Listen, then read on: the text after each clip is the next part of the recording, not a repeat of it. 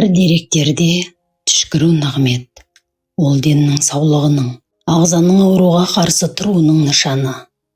Берілген несібеге шүкіршілік жасағанымыз сияқты, түшкірген кезде де шүкіршілік еткен жөн.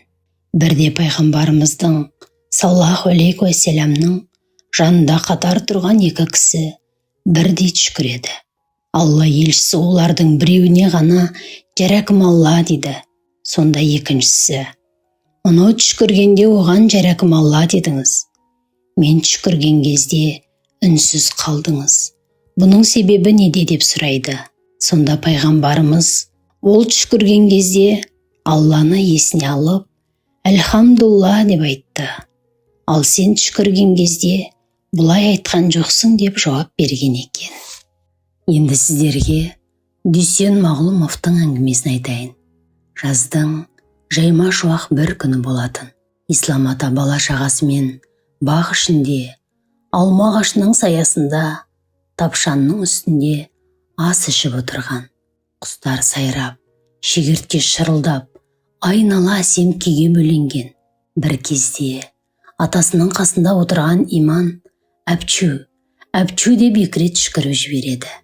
«Аққас» дейді әжесі, «Сау бол» дейді анасы, «Жаракымалла» деді атасы. Дастарханға бата жасалған соң Иман орнынан тұра беріп еді, атасы тоқтатады. «Иманжан, сен маған жақын отыр. Айтатын әңгімем бар» деді атасы, оған қасынан орын нұсқап. «Балам, сен жақында 9 жасқа толдың. Есің кіріп, есейіп қалдың. Біліп жүрсің деп мен саған халқымыздың салт дәстүрін, әдеп ғұрыптары жайлы жай айтамын. Дініміз туралы да аз айтып жүргенім жоқ. Бұған дейін мұсылман алдындағы 6 парызының 4-еуін айтып бердім. Бүгін 5-шісін айтудың сәті түсіп тұр. Оған сенің жаңа дастархан басында түшкіргенің себеп болды. Мұхаммед пайғамбарымыздың хадисінде, егер жаныңдағы адам түшкіріп, «Әлхамдуллах» десе, оған сен «Жаракымалла» деп жауап қатуың керек деген. «Әлхамдуллах» Аллаға шүкір дегенді білдіреді. Ал «Жаракымалла» арабтың «Ярхамукаллах» деген сөзінен шыққан. Оның қазақша баламасы «Алла жарылқасын». Яғни түшкірген адамның Аллаға шүкірі, ал қасындағы адамның Алла жарылқасыны, сәлем берген адамның сәлемін алу парызымен бірдей екен. «Иманжан, сен менің не айтып отырғанымды түсіндің ғой?» «Түсіндім, ата». «Түсінсең, қане, осы сөздерді айтып жаттайық».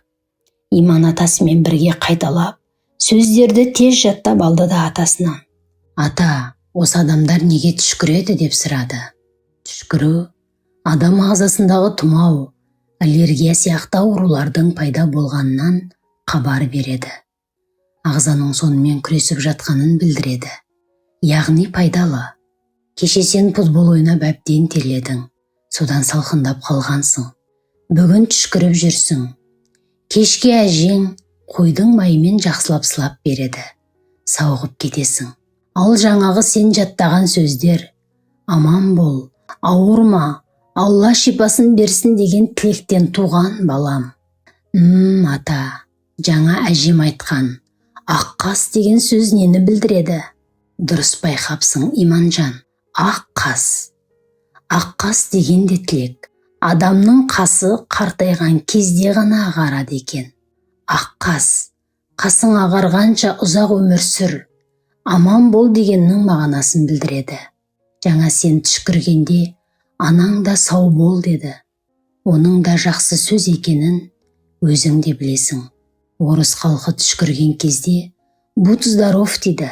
Солардан тікелей аударылып біздің санамызға сіңіп кеткен. «Ата, рахмет сізге. Айтқандарыңыздың бәрін ертең достарым айтып беремін» деді Иман атасына еркелей қарап. «Дұрыс, дұрыс құлыным. Ең бастысы өзің ұмытпа. Өзіңе тағы да бір айтарым бар. Түшкірген кезде басыңды адам жоқ жаққа бұрып, немесе басыңды төмен иіп, мұрның мен аузыңды алақаныңмен жауып ал. Соны әдетке айналдыр. Олай істемеу үлкен әдепсіздікке жатады. Ұқтың ғой, ұқтым ата. Ендеше бара ғой балам деп, Ислам ата немересінің арқасынан қақты. Орнынан тұра бергенде Иман әпчу деп тағы да 2 рет түшкіріп қалды. Аузы мен мұрнын алақанымен жауып үлгерді. Іле-шала, әлхамдуллах деді дауыстап. Жаракым алла, жасың ұзақ болсын. Ислам атаның даусы да жарқын шықты.